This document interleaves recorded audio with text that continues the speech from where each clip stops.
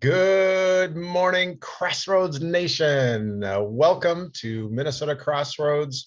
We are so happy that you got up early this morning to join us. My name is 𝙃𝙪𝙢𝙖𝙣. I'm a financial advisor with Thrivent Financial, one of the many volunteers here to bring you the resources of Minnesota Crossroads. We have got a great morning for you today. We've got Brian Bach on interviewing. We've got Rich Braden with a message, and we got tons of resources that Minnesota Crossroads has to offer you that I'll go over later on, including a way for you to get a free copy of this book, which is a fantastic devotional, How Long, O Lord, How Long? It's a devotional for job transition. So make sure you stay around to the end and I'll fill you in on that. But I just wanted to relate a couple things. And it reminded me, I don't know if you heard about the 3 rings of marriage.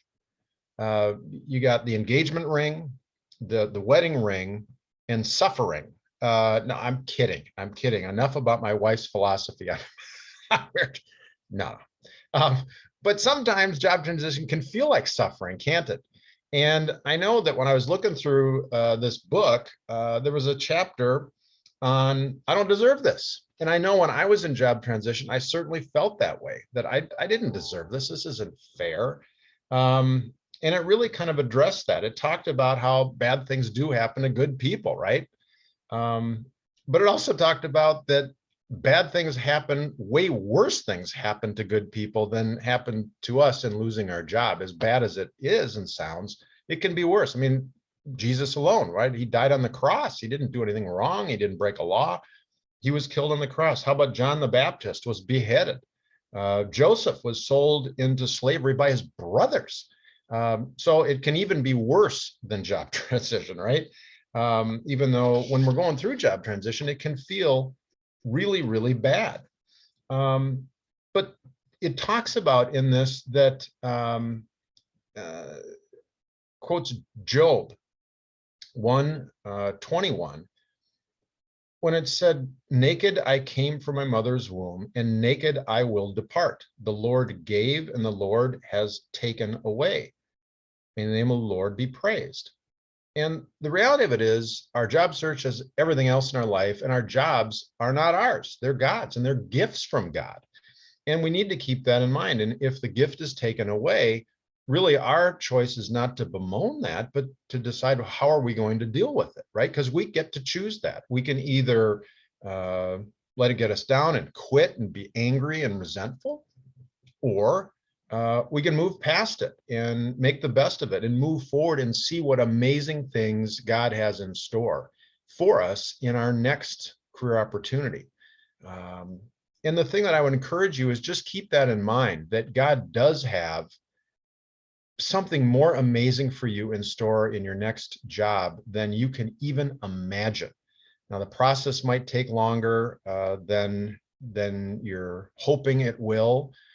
It might not be in the time frame that you think it might. I know my job transition didn't unfold anything like I thought it would. It took way longer than I thought, and I ended up in a career that I wasn't even looking to get into. And it turned out fantastic. I love it. But it was beyond anything I could have imagined. And so don't limit God, right? God has a plan for you, and focus on that and pray about it and just see what amazing things God has in store, because it will be beyond anything you can imagine. Join me in prayer. Kind Heavenly Father, thank you for this day. Thank you for this opportunity to hear from messages from wonderful speakers. And I just pray, Lord, that you will be with each person on this webinar. You know their worries, you know their fears, Lord. And I just pray that you will be with them and provide comfort to them. Help the speakers to speak to them and their struggles in their job transition. And help us to focus on you and what you have in store for us. And that we may not feel like we deserve it, but we don't deserve you either. And you have given us the most amazing gift. And so help us to focus on that and the incredible things you have in store. In your kind and heavenly name, amen. So let's dive in. As I mentioned, we are very, very lucky to have Brian Bach with us. Brian has got a 25-year career as an executive recruiter, and has just incredible wisdom in dealing with a lot of the things that all of us have to deal with in job transition, namely being interviewing, right? That can be a real scary thing. It can be intimidating. And Brian has done it many, many, many times, and will have great insights on how we can get through job transition and make the most of the interviewing process. So great to have you. Good morning, Brian. Welcome to Minnesota Crossroads. Good morning, Skip. Thank you. Appreciate the introduction. Yeah, so jumping into this, I think just to fill in a little bit of my background for 25 years, as Skip said, it's been over 25 years. I've been in executive search. And a lot of what you're going to hear today is not me making up or coming up with things out of my own mind. It's not the way it works. For 25 years, I've sat in the chair of observation, and I've observed things that have worked and things that have been productive for candidates, and as well as unproductive. So I want to come from that sort of well of information. It's empirical, it's observational, it's not me making something up. So it's not excuse me, about me in that regard, and don't want anyone to think that it is, because it really is not. But again, appreciate the introduction. I'm going to share my screen here, and we're going to go through some slides to kind of help contextualize what we're going to discuss today. So let me get that up here.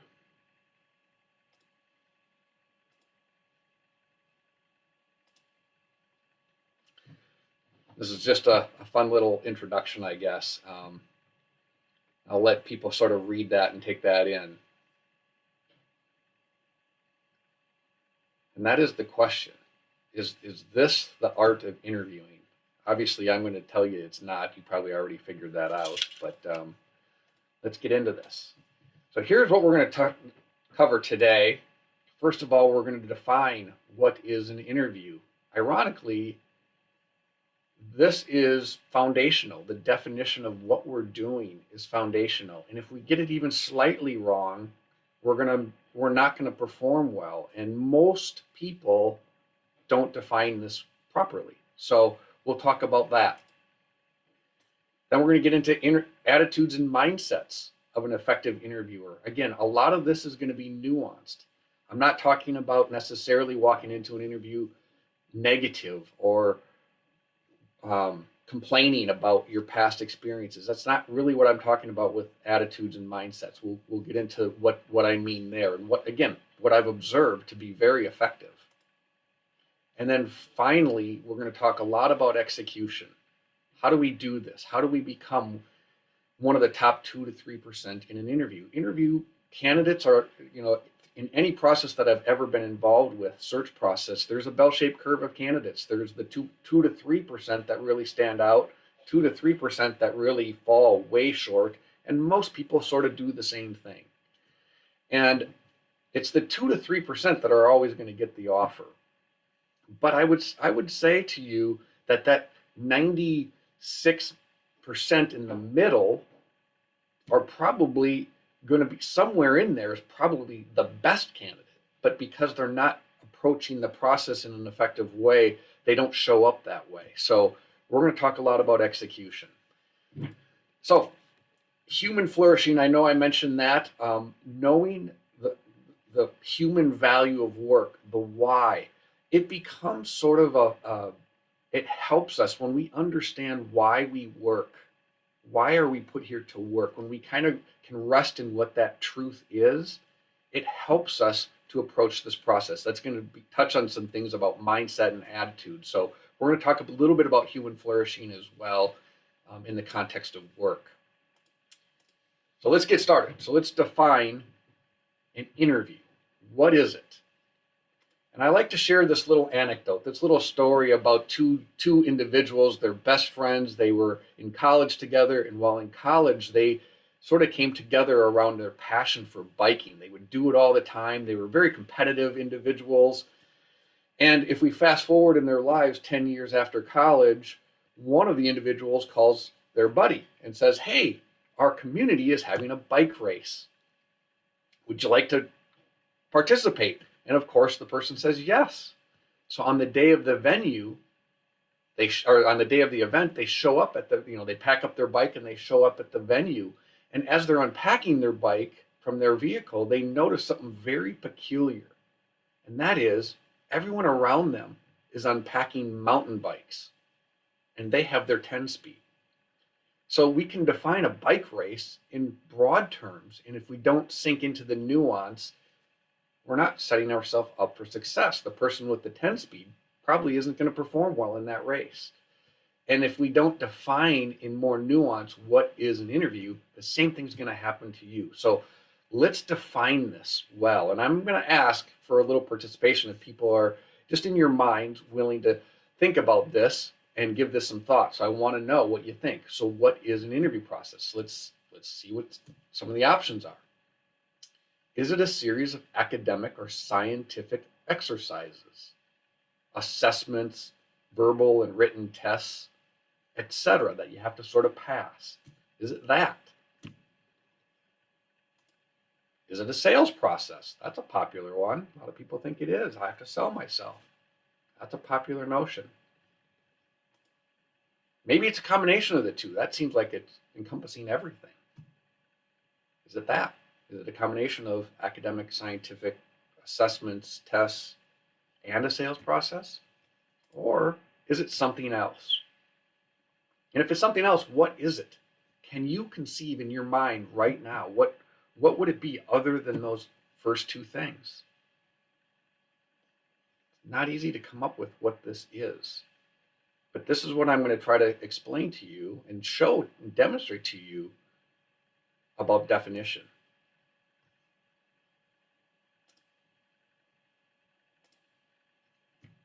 So if we remember that this is a human endeavor, and therefore it's a relationship formation process. We're human beings, not human doings or humans performing. We're human beings. There's much more to us than just what we do or how we perform. So keep that in mind. I'm going to demonstrate how or why that matters so much, that definition. So for starters, if we are to say we're a professional at anything, it requires tremendous amounts of repetition. You want to be a professional golfer, you probably can't go swing a golf club 10 times and show up on the PGA Tour expecting any kind of success at all. Tremendous repetition. That's the definition of being a professional. So, if that's true, how many interview processes do typical professionals participate in during their careers? It's probably just a handful, maybe a small handful. Can you be successful in that? If you're not a professional interviewer, and interviews are sales processes or assessments and tests, and we only do it are we going to be successful? No, that's a scary proposition. And no wonder they're so stressful. We don't do it very often, so we're not professional at it. However, the good news is, how many relationships does an average person form over their lifetime? And if you go into an interview with that mindset, it's relationship formation, it changes the game from this nerve-wracking, I never do this, to something that I do all the time. Some relationships I will show up into, and they will be just in those moments. I'm at a networking event, I meet someone for the first time, and we have a discussion, and we get to know a little bit about each other. And some are going to be more lasting, where we get to know people over a period of time. We do it all the time. We do it naturally. It's our instinct as communal human beings to enter into relationship. And that's all we're going to ask you to do in an interview process. Don't try to think about yourself as a salesperson, because you're probably, unless you are a salesperson, that's going to really stress you out. And if you think I'm going in and I have to pass all of these scientific assessments, and whether they're academic tests or scientific assessments of my personality, that gets stressful. How do you answer these questions? That gets stressful. But we're not doing that. We're forming a relationship. So how do we do that? So let's talk about attitudes of an effective interviewer. First of all, the attitude is that it is relational. So if it's relational, It's mutual, and I like exquisitely mutual. No one sits above the other. It's not a company sitting up on their elevated platform looking down trying to evaluate whether you're worthy to work for them. No, no, they want to get to know you, and you want to get to know them. It's both, and it's exquisitely mutual in that regard. So if it is relational, and there are two sides, it's mutual, there's two sides to that, you have to prepare yourself for both sides of that process. And the best candidates don't assume. What I mean by that is you have to prepare your story. Don't assume that you know your story and can just wing it. That is failure proposition number one. So I want you to think about your story. We'll talk about that in more detail. And then secondly, I want to give a different mindset around how we approach an interview process from an altruistic versus a narcissistic mindset. And I'm sure you're all thinking, oh, well, I don't go in there narcissistically, but I'm going to demonstrate that there's a decent chance you do. And one of the proof points here is Adam Grant's book. I don't know if anyone knows of Adam Grant, youngest tenured Ivy League professor ever, very popular, very much in the social media world, wrote this great book, Give and Take. That book has been worldly famous, so maybe you've even read it. And I'm going to give you a real upshot of that book. I'm not going to get into the details, but the upshot is this. He studied three categories of people: givers, takers, and equal exchangers, with takers approaching relationships in a sense that they would approach you and say, what can you do for me? And if the answer is nothing, they wouldn't engage. The equal exchangers will approach you and say, well, if you do this for me, I'll do this for you, and we have this equal exchange. And then the third category are the givers, those that will just approach you and give something to you without expectation of anything in return. And in studying those categories, he was looking for outcomes in quality of life. And needless to say, the givers' outcomes were far and away more or better than those in the other two categories, obviously with the takers being the worst. Now, we all know people that are takers, and they're probably famously rich. And I don't necessarily want to get into his category or his definition of what success looked like, but that was the study that he did. And I think we all kind of get that givers do tend to be successful in life. So here's the question, or here's the comment I hear often in evaluating opportunities as candidates are evaluating opportunities, maybe the opportunity that I've presented to them. They'll say things like, I want to make sure I'm setting myself up for success. And of course, that is true. You do want to do that. But if I slow that down, I want to make sure I am setting myself up for success. You can see where there is an embedded narcissism to that. It's not necessarily objectionable as I hear it, but when I hear something different, something altruistic from a candidate, that resonates. This might not be objectionable to me, but it doesn't resonate with me either. And if I do think about it, it is narcissistic. It just, most interviewers aren't necessarily contextualizing that as narcissism, although it's embedded in there. What's better to say is I want to make sure I didn't write that correctly. I can help you whatever, help you solve the problems that you have with this job or accomplish what it is you're trying to accomplish. I want to make sure I'm the one to help you in this role. And that's mindset. If you approach the interview process with that mindset, you're going to solve whether or not you can help them. And that sounds different. That's altruistic. And that starts to resonate subtly differently than another candidate. And again, anything I talk to you today about is going to be nuance. It's not going to be overtly massive swings and changes in how you approach this. Nope, it's nuance. It's little things, a collection of little things along the way that are going to make a massive difference at the end. 2 to 3% of the candidates do this. All right.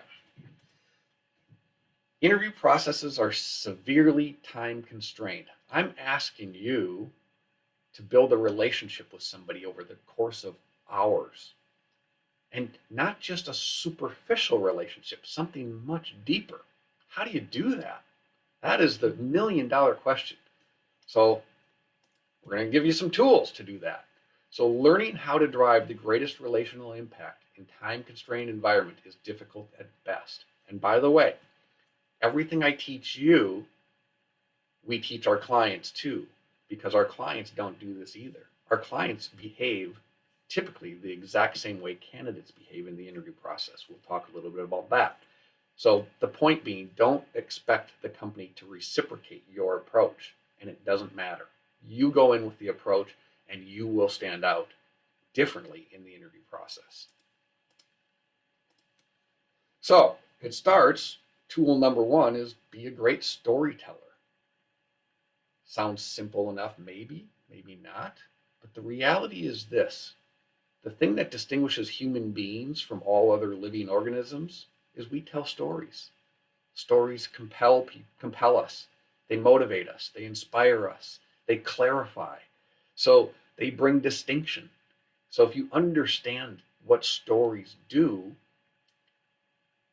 then you can start to form your own story and do it well. This is where you probably more practice on this than on researching the company, which that becomes pretty easy in today's world. Everything's out there in social media. You can get a lot of information very quickly about the organization that you're interviewing with. But your story has to be, it has to resonate, and it has to do those things. It has to motivate, inspire, clarify, distinguish you between any other candidate. If you think about 60 Minutes, the iconic TV show, I say iconic, it was the first show of that kind. And now every network is doing shows like this, including sports networks doing shows like this. But the local evening news, as a contrast, is the way most candidates interview. They spew out data points about themselves in response to questions.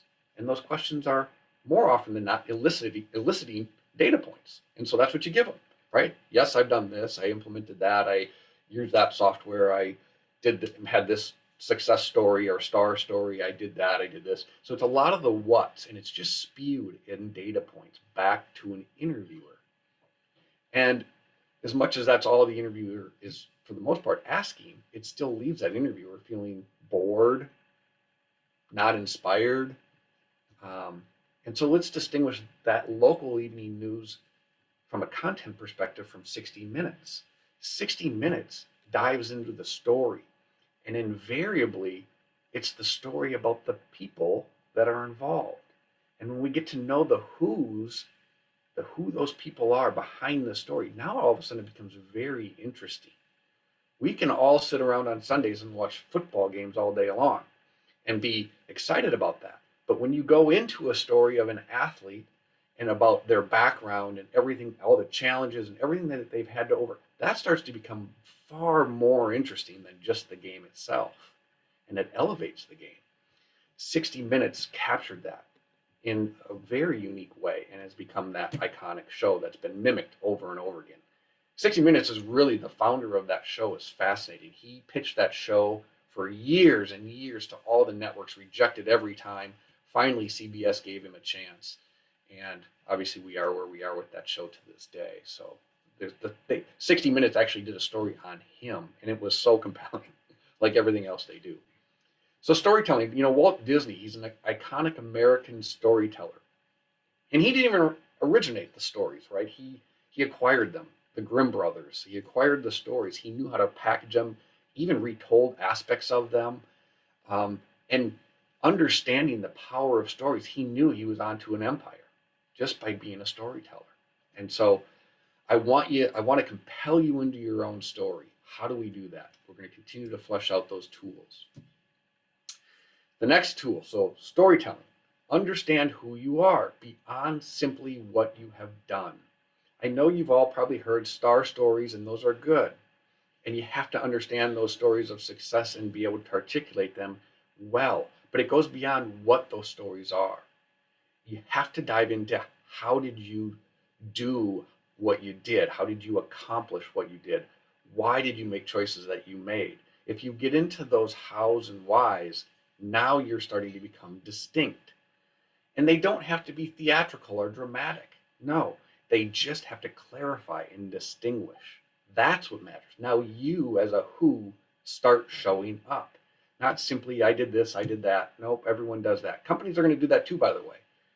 They're going to tell you what their goals are, maybe their assets, their liabilities, their strengths, weaknesses, opportunities, threats, whatever it is, they're going to tell you their what's too. So as much as you have to convey to them who you are through your hows and whys, you also have to ask that company to go deeper and say, how do you live your values? Why are those your strategies? How did you choose those strategies? You get deeper into them. Most candidates don't do that either.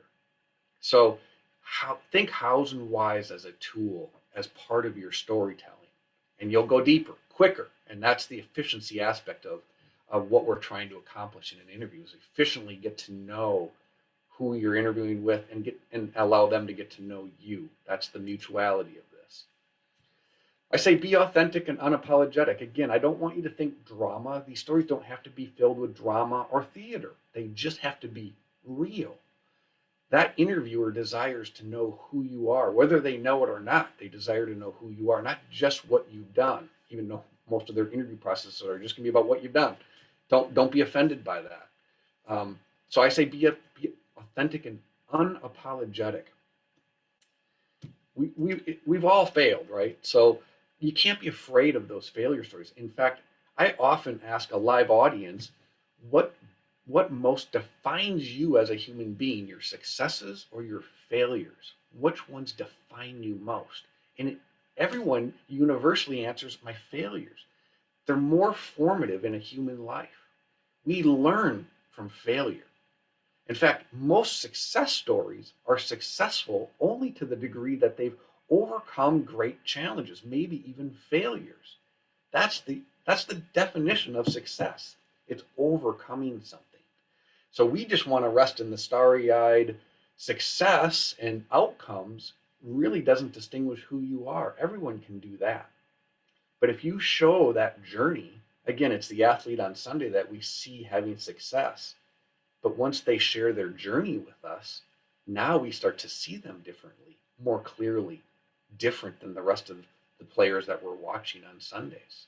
Your job is to share that journey story through the failures, through the successes, the obstacles, and it's how did you do it? Why did you do what you did? You got to think about that, and you're going to start to show up much more in a much more colorful, much more I would just say the tapestry becomes much more woven together and complete. The puzzle, so to speak, has many more pieces filled into it where I can see you now and not just an abstract image of who you are. So understanding basic human psychology, this is another tool we can use. We know that we're all, at a high level, human beings are all sort of constructed the same way, same psychological dispositions. They can be nuanced different within each of us, but we all hold the same high levels. So interviewer psychology, I said, they desire to know you, not just what you have done. And they might not even consciously be thinking about that, but unconsciously, they want to know you. And ironically, most people get into an interview process at some point in their life and they walk away and we just clicked. And normally that's because there's some common thing that you have in your background that kind of weave you together with that person. And then the conversation sort of strips away these formalities and it gets more real, and the who starts to show up when that happens. The key is that's not always going to happen like that. It's going to have to happen by you actually taking puzzle pieces and putting it together, not just opening a box and having it already half together because you have these common interests. That's not always going to be there. And it doesn't matter that it's not. I think you can start to build that where people's discovery of who you are becomes very compelling to them. And that's the next point, is humans love to discover things. One thing I've noticed with unemployed candidates is they have this desire to, I use the term carpet bomb.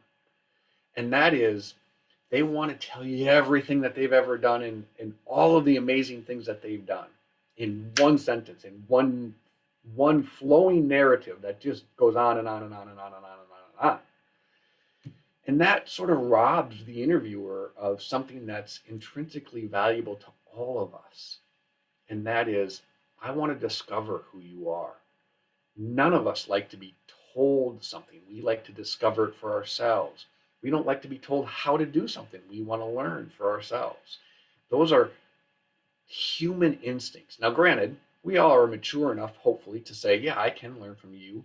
I can hear what you have to say and learn and take that versus having me just to have to go out and figure it all out for myself. That's true, but there is still something embedded in all humans that we love to discover things. So let yourself be discovered. Let them ask you questions. Stay on point with your answers. Give them a little bit of a how and a why over the course of all of the answers that you're going to give them. And over the course of that entire interview, all of a sudden this puzzle is going to start to come together for them where they're going to see you. And that's the magic moment. It doesn't have to happen in one streaming narrative from beginning to end without without a pause. No, let them discover you. They're going to ask you questions that they care about. Fill in those gaps for them with the answers to your questions that include how and why. It doesn't mean you should talk for 5 minutes on an answer. You've got to embed those hows and whys quickly, and they can be small and subtle. But over the course of doing that, over all of the questions that are going to be asked of you in an interview, now all of a sudden you're different and you're more clear. But don't carpet bomb. I think that's the number one thing. So the psychology of you as a candidate, know your own psychology. Those two things, security and adventure, that's what we all care about. If you have never worked in a small company that's up and coming and real adventurous because you're taking a lot of risk, you probably won't like that. If you're more wired towards security, I want my paycheck every 2 weeks, I'm going to do the tasks that are assigned to me, I'm more wired that way, then find jobs that are that way. If you like to take big gambles, I always say if my house were on fire right now, first thing I'd do is run out. But there are people that sign up to run into burning buildings. We saw it in New York on 9/11. These guys are incredibly brave. They run in. Not everyone's wired that way. If you're not wired that way, don't be a fireman in New York City, because you won't succeed and you'll fail the mission. You'll fail the purpose of that job. So understand where you are on those two needs with regards to your career. Do I like to take chances, or do I like steady? And then articulate that in ways to the interviewer. If you like steady, constant, and you're not going to be pounding on their door after 18 months looking for a promotion, let them know, because that might be exactly what they have. If they expect somebody to develop and grow quickly, and that's not necessarily you, they probably won't be interested in you. If they have a job where they would prefer not to have to deal with that in the short term, they're going to love you. And so that's how you align your own psychological disposition against the organization, the job that you're interviewing for. Hopefully that makes sense. All right, so there are only two questions I say that matter in an interview for you to answer. And this is the first one: can I help you? So that's your question to the company, is can I help you? You have to solve that in your own mind. You're not necessarily asking them, can I help you? No, it's in your mind. You have to solve whether you can help that organization. So think about that as you're entering the interview. I have to learn whether or not I can help them. So what are the tasks of the job? What are the behaviors of the department? Both things matter. So the tasks of the job, do I have the right credentials, qualifications, experiences to help me navigate through the tasks of the job? And I would say the risk there is not to necessarily trust everything you write or read in a job description. Obviously, there's much more to it than just that. So can I help you is that psychological, altruistic approach, mindset approach to the job. I try to sort of set candidates up to have different mindsets around how do I capture that idea. And when consultants come into a business to perform any service to that business, they come in very curious, asking a lot of questions, really trying to solve, how can I solve their problems? No different as a job interviewer. They have this job open. They have a need. Somebody has to do the work. What is the work, and why is it open, and how does it help? How does it connect to the mission? Am I the right person to fulfill that? Have that attitude, and be just very sincere about that attitude. It's an infinitely attractive attitude. Avoid presumption based on titles and or job descriptions or anything else. So here's another disposition a lot of unemployed candidates bring into a job interview, and that is they've seen the job description, and in their mind they say, I am perfect for this job. Invariably, what happens then is they switch to, and I'm going to prove it to you, and I'm going to prove to you I'm perfect for the job.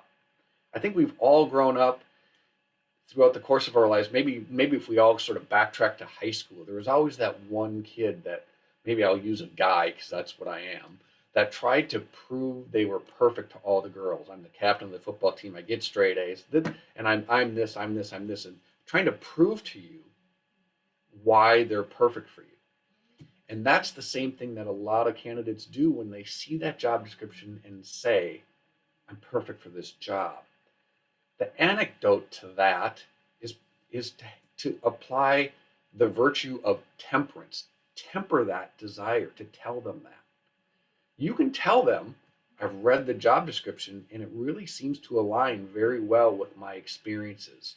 And that's fine, as long as you don't presume that you're perfect for the job, because there's a lot of barriers between that job description and what the actual environment is like. And whether or not you're perfect for the job is very much in question until all of those things get solved. So temper the desire, hold back.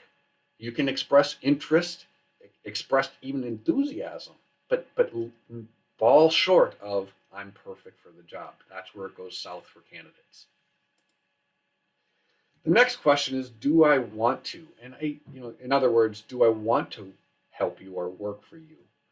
That is a question that's not meant to be smug, as I say there. It deals with organizational culture. And I want to define culture because most people have a hard time contextualizing, how do we even evaluate culture? What is culture? And so culture is the collective attitudes, beliefs, and behaviors of an organization. I've kind of highlighted behaviors there because behaviors are ultimately where the rubber meets the road.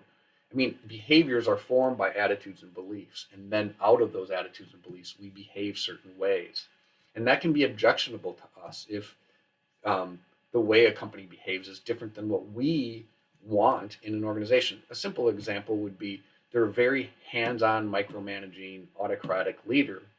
Maybe it's hierarchical in their leadership style, and you don't like that. You like independence. You like, tell me what the objectives are and let me go do it.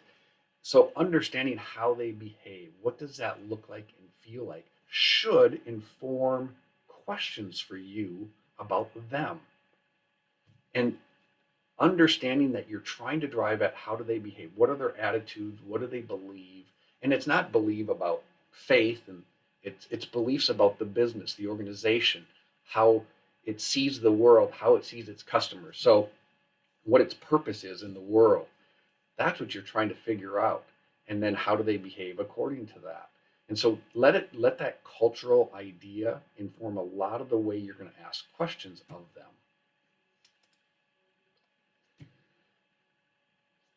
So, I mean, obviously it stands to reason. If value-based behaviors do not align with yours, the job will be a bad fit. Even though I know you're, in many cases, I think as long as I've been alive and doing what I've been doing, I understand the value of a job, the responsibilities of making, paying the bills and having to go find something to do that. And sometimes we will, in a sense, we will let go of things that we care about and maybe grab things that we aren't super attracted to just to pay the bills. And I get that. I get people will make that decision. I make no judgments there. But to the degree you can avoid that, I would say avoid it, because we might be thrown right back into the same situation in 12 months. And now we have another thing to explain why such a short tenure with this organization. And that becomes an obstacle to a degree in terms of moving forward with another opportunity that can last longer. So if you can avoid it, avoid it. Be mature enough to try to say that is not an environment that I will thrive in. In fact, that's not an environment that I'm actually set up to really help you in, because I don't work well in that environment. So you're not putting yourself and your talents to best use if you sign up for that. Now, I get it if you do, and no judgments, truly no judgments. So, but But there is a warning with that. When you kind of let go of your personal values to do that, it can set things backwards more than forwards in the long run. So just beware. I say authenticity trumps resume success stories. We do, Hansen Bach, the firm that I own and partner with 𝙃𝙪𝙢𝙖𝙣 on, all we do is executive level searches. And so we see a lot of candidates with high resumes, great trajectory in their career. They've been very successful, highly recognized, and they all sort of have that same success stories baked into their resumes.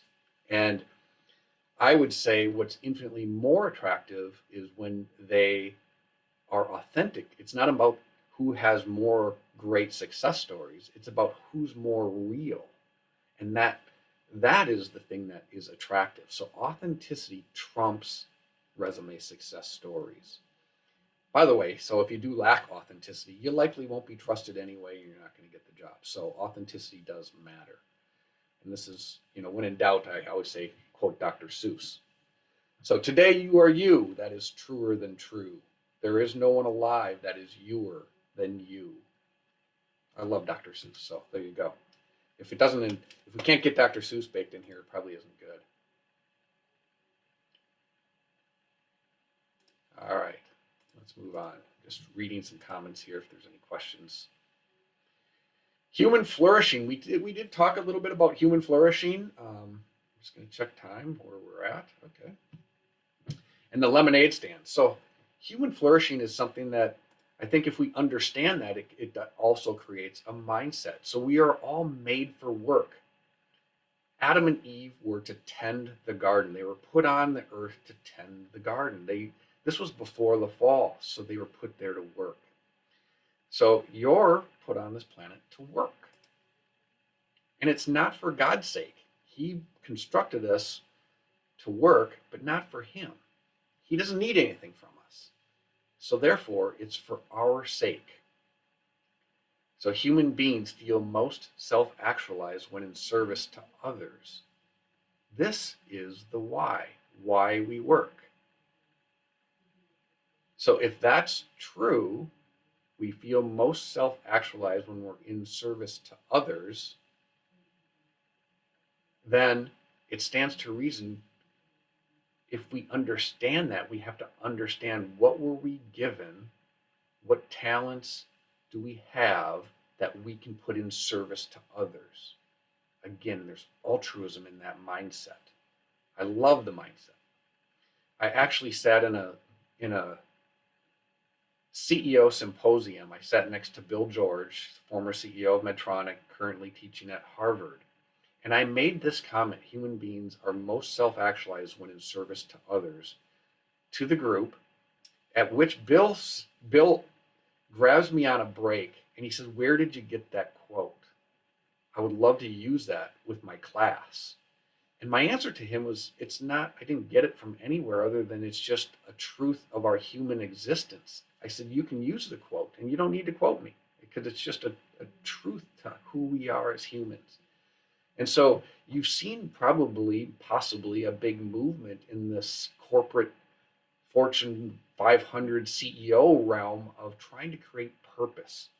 𝙃𝙪�𝙢𝙖𝙣 𝘍𝙬 did an amazing job of changing the mindset of Best Buy from an electronics, we sell TVs and computers, to what is our purpose? We enhance people's lives through technology, entertainment.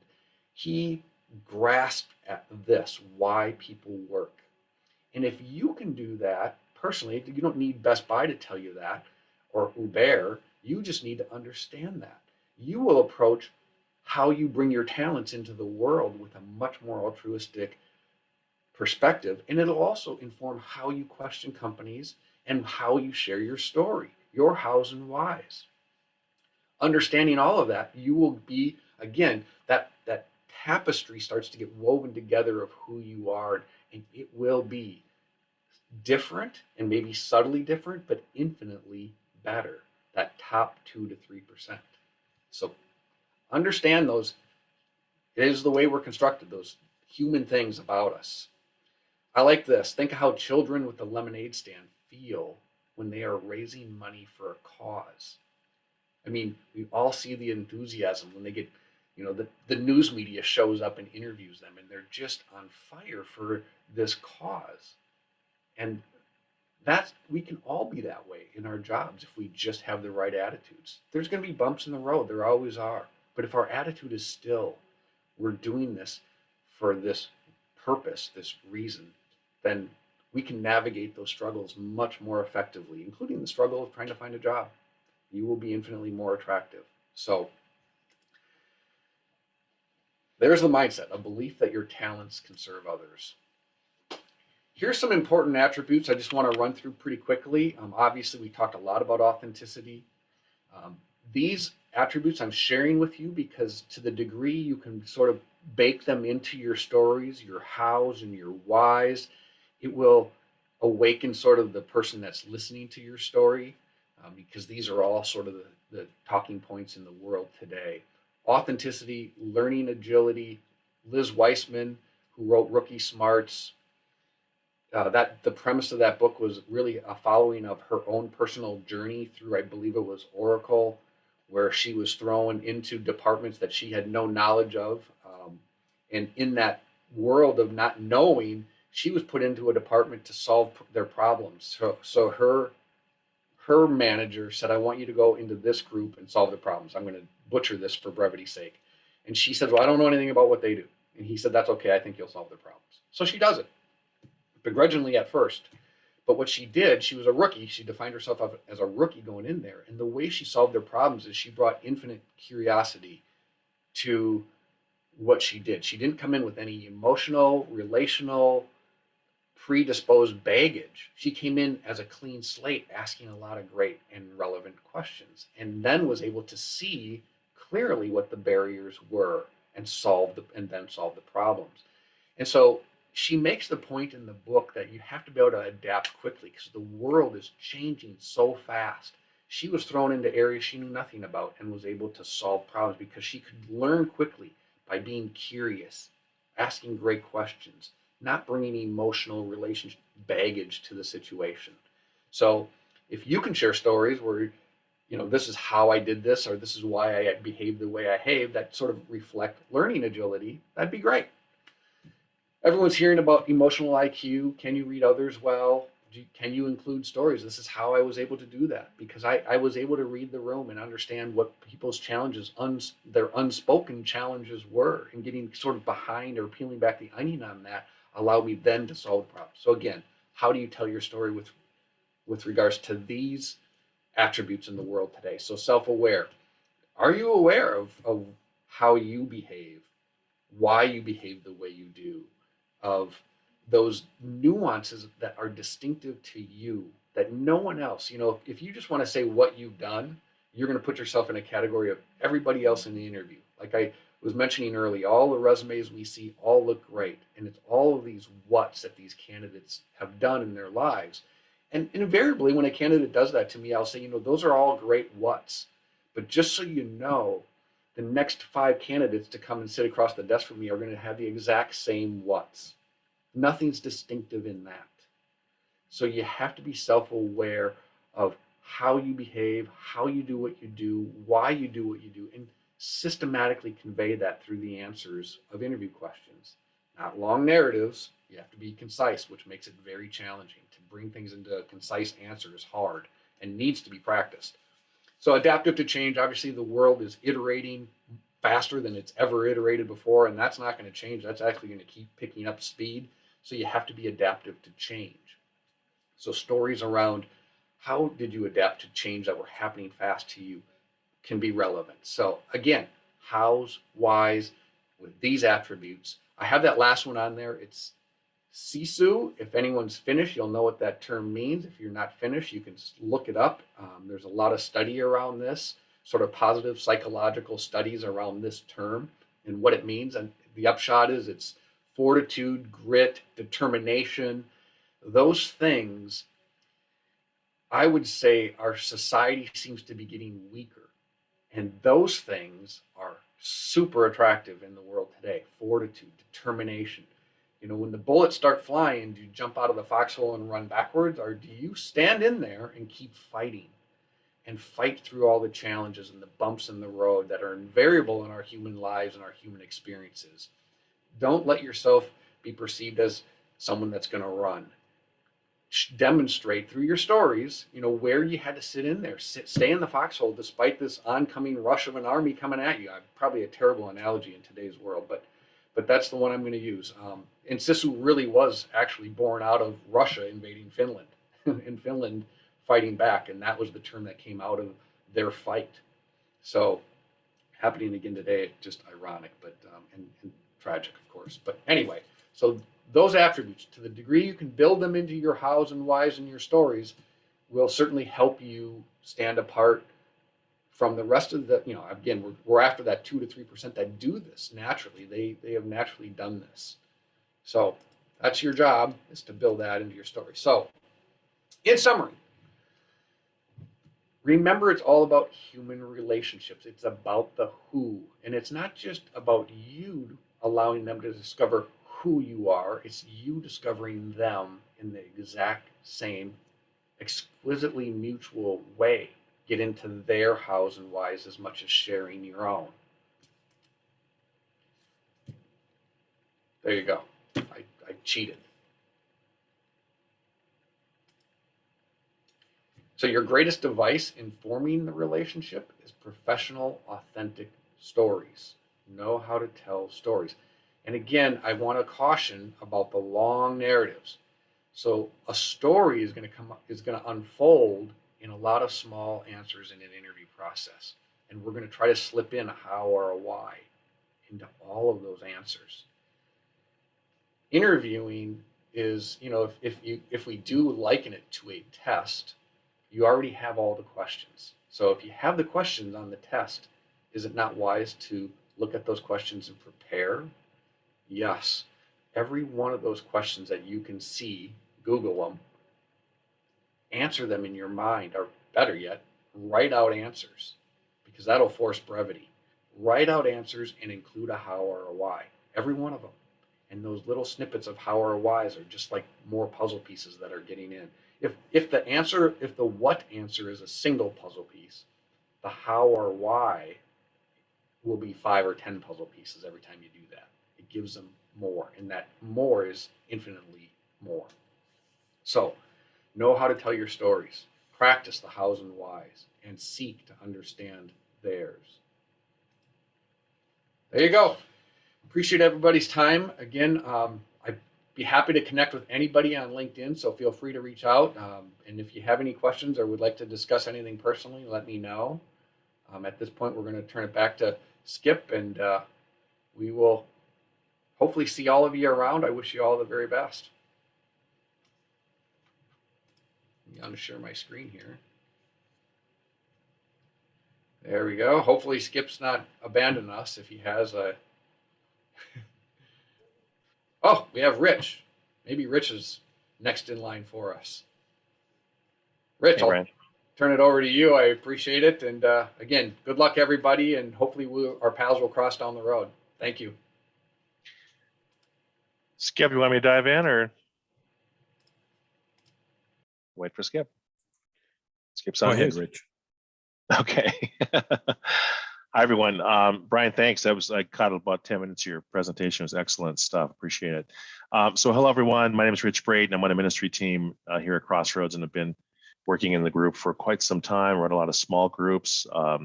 Maybe we've crossed paths one place or another, pre-COVID, most likely. But I'd like to give my testimony in terms of my job transition in that led me to the Crossroads resources and made me a benefactor of Crossroads resources as well.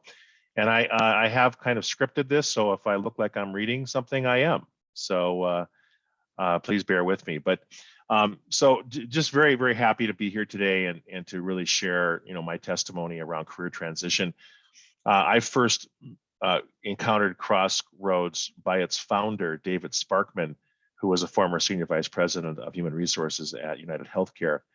Dave was really a great coach and mentor for me when I went through 3 transitions, actually, in the course of 4 years back in the days when we had the recession in 2008.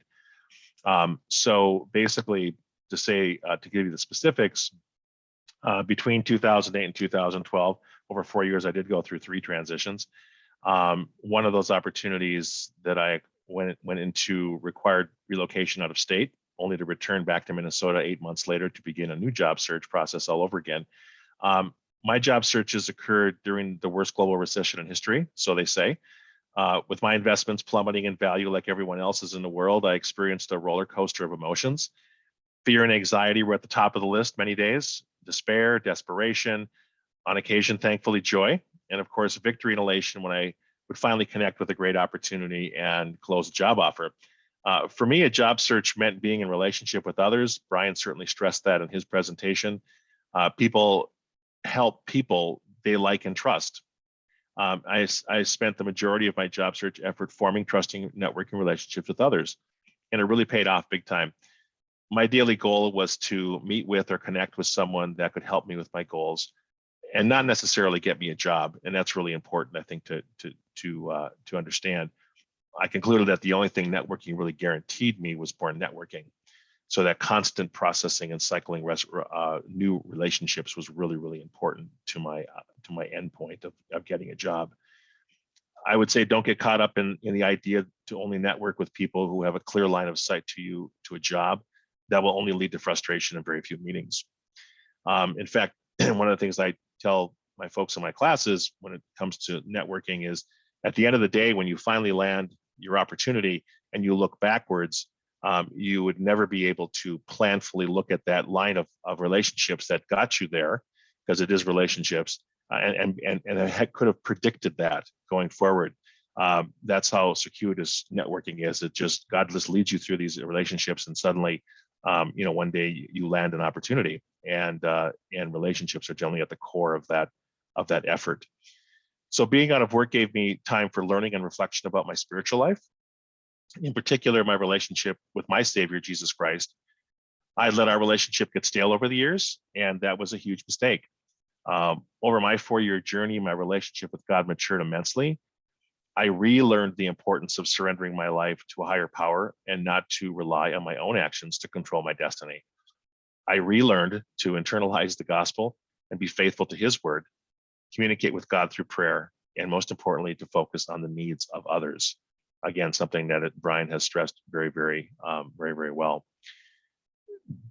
I would say, do not get anxious or discouraged about your job search and when, where, and how much you're going to make when you finally land. I did, but then one day I realized that as a believer, I needed to faithfully surrender the problem of getting a job to Him, thereby recognizing that He controlled the outcomes of the process and not me. All I could do was plan the work and work the plan, as the cliche goes, and this realization put my mind at ease more days than not. So in conclusion, I encourage you to do your thing, which is to work the process and faithfully surrender the outcome to Him. Let God do His thing, and that is to land you a job on His terms. Do that, and you may be very surprised by the result. I'm going to leave you with a scripture reading from Philippians chapter 4. These are encouraging words for anyone who needs peace right now about their job search. Paul was a Roman prisoner at the time he wrote this. It's entitled Final Exhortations, and it goes like this. Rejoice in the Lord always. I will say it again, rejoice. Let your gentleness be evident to all. The Lord is near. Do not be anxious about anything, but in every situation, by prayer and petition, with thanksgiving, present your request to God.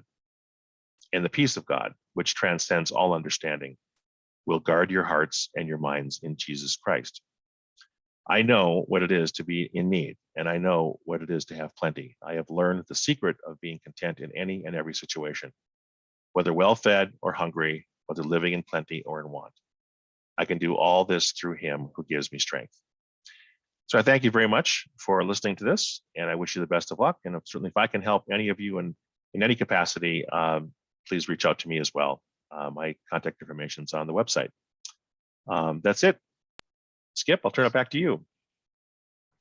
Thanks, Rich. What a great story. And thanks also for just your wonderful work here at Crossroads. You've been a loyal volunteer for many, many years and have helped taught classes and just have helped so many people. So thank you so much for all that you do. Really appreciate it.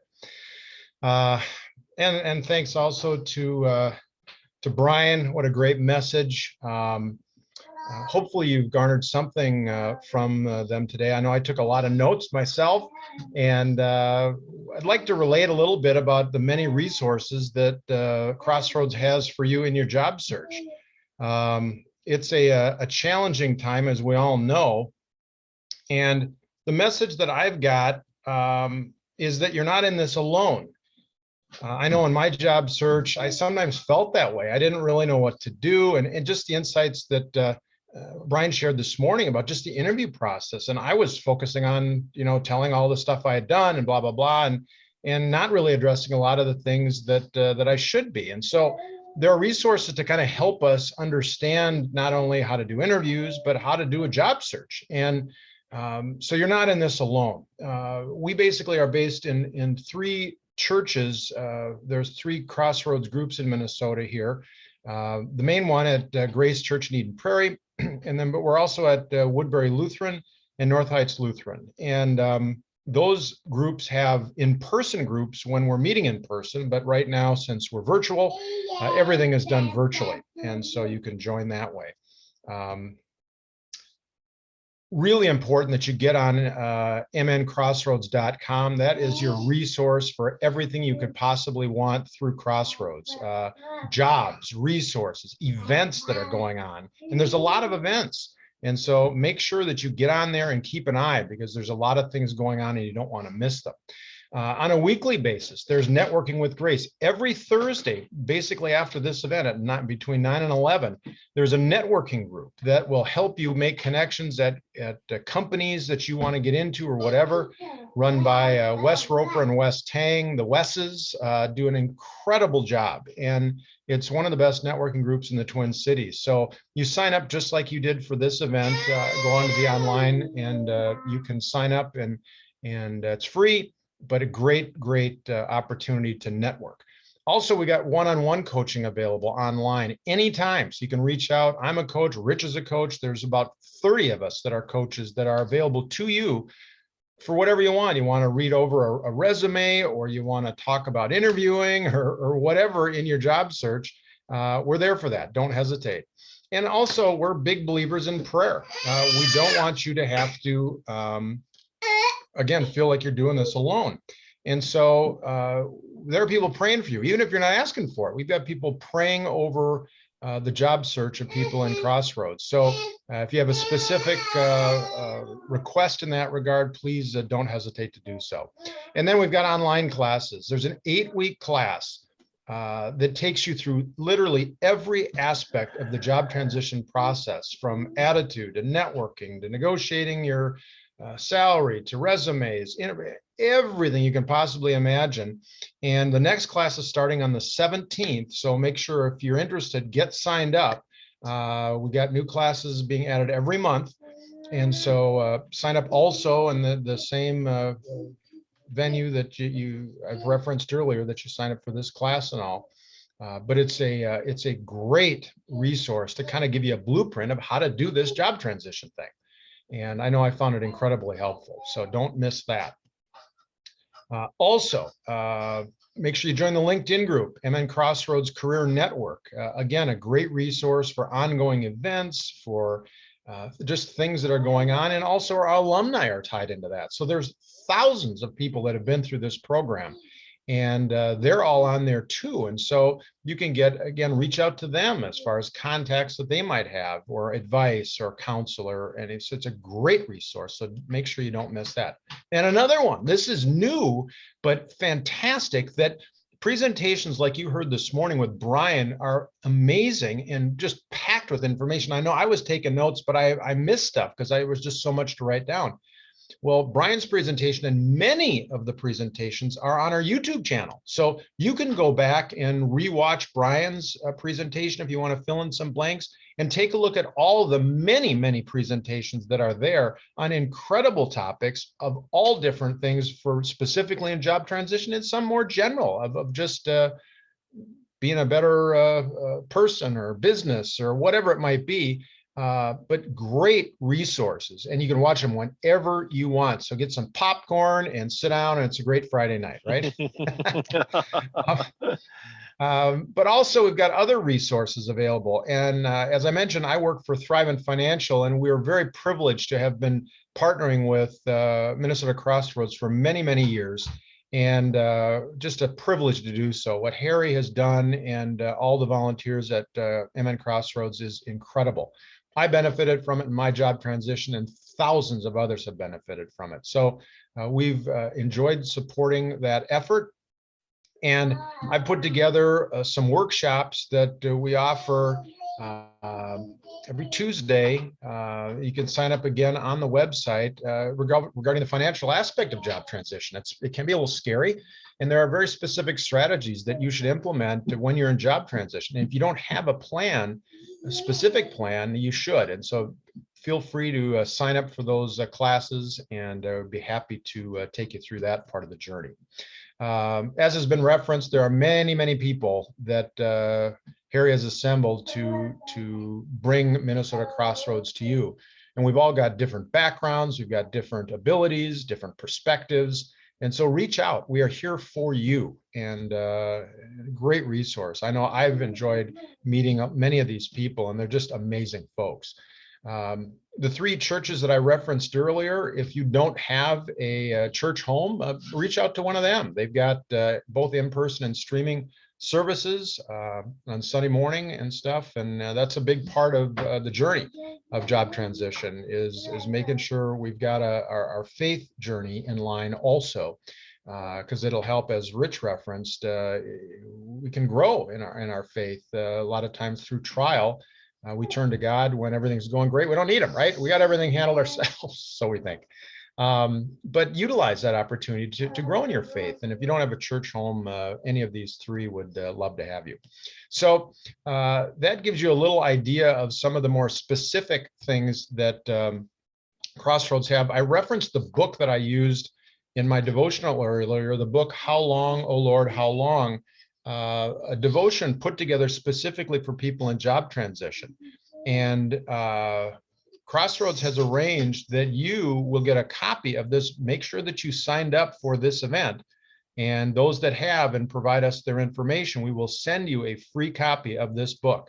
So how about that, right?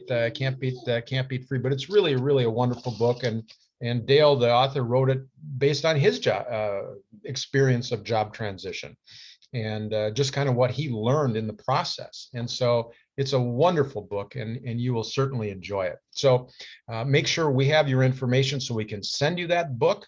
And also the next event we have going on is next Thursday. Now our workshops are the first, second, and third Thursday of the month. The first one this morning is at 7:30, as you're well aware, I'm sure, dragging yourself out of bed to get to this darn thing so early, but we get a nice fresh start on the day. The second one, on the second Thursday, is in the evening. And so this next Thursday, March 10th, it starts at 7, goes between 7 and 8:30. And the speaker is a gentleman by the name of Dave Sparkman. And Dave was one of the founders of building Minnesota Crossroads. He also happened to be the former chief culture officer at United Health Group, kind of a big job, big company. So he's got tons of experience in that regard, and he's going to be speaking on determining kind of a culture fit for your job search. As Brian referenced, that's such a critical element of culture and really understanding the kind of culture you want. And so Dave is nobody better to speak to that specific issue. And so don't miss that next March 10th from 7 until 8:30. So hopefully you've enjoyed the presentations today and gotten some of the resources. Again, we're here for you. You're not alone. Reach out. And we will be more than happy to help you in your journey. Thank you so much for joining us at the Minnesota Crossroads, and we wish you a great day and hope to see you soon.